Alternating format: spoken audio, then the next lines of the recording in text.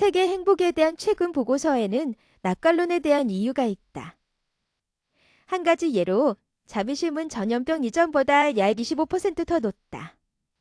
세계 행복 보고서의 저자 중 한 명인 존 헬리웰은 CNN과의 인터뷰에서 다른 사람들에 대한 자비, 특히 2021년에 극적으로 증가한 나선 사람들에 대한 도움이 2022년에도 높은 수준을 유지했다며 코로나19 대유행 이후 3년 동안 전 세계적인 행복은 타격을 받지 못했던 많았다. 2020년부터 2022년까지의 삶의 평가는 놀랍게 회복력이 있다고 보고서는 말합니다. 세계 평균은 기본적으로 대유행 이전 3년과 일자합니다. 헬리웰은 보도자료에서 이 어려운 시기에도 긍정적인 감정은 부정적인 감정보다 2배 더 널리 퍼졌고 긍정적인 사회적 지지의 감정은 외로움보다 2배 더 강하게 남아있다고 말했다.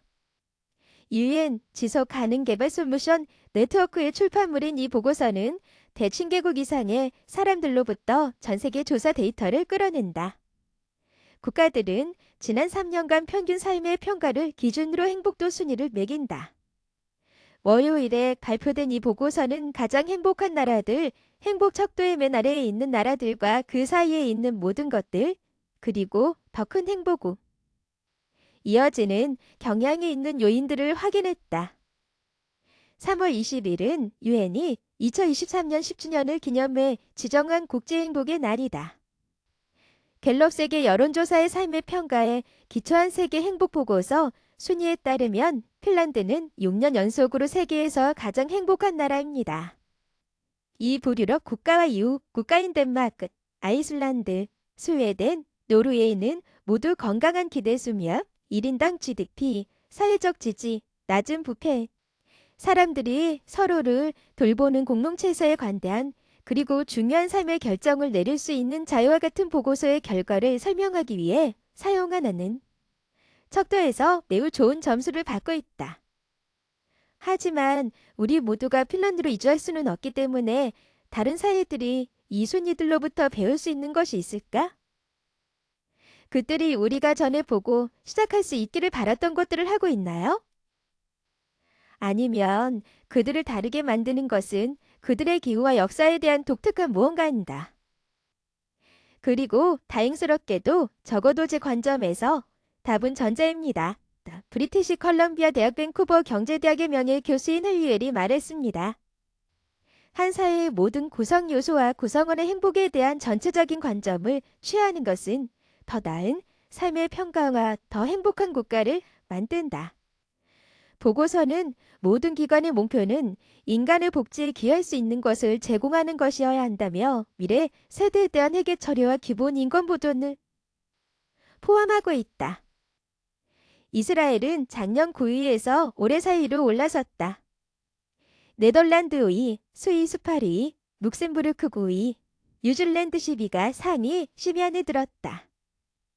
호주 12위, 캐나다 13위, 아일랜드 14위, 미국 15위, 영국 15위 뒤를 이었다.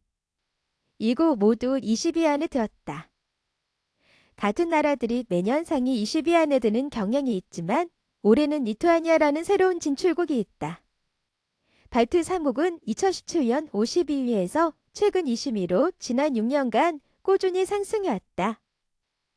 그리고 다른 발트의 국가들인 에스토니아 31위와 라트비아 41위도 순위가 오르고 있다.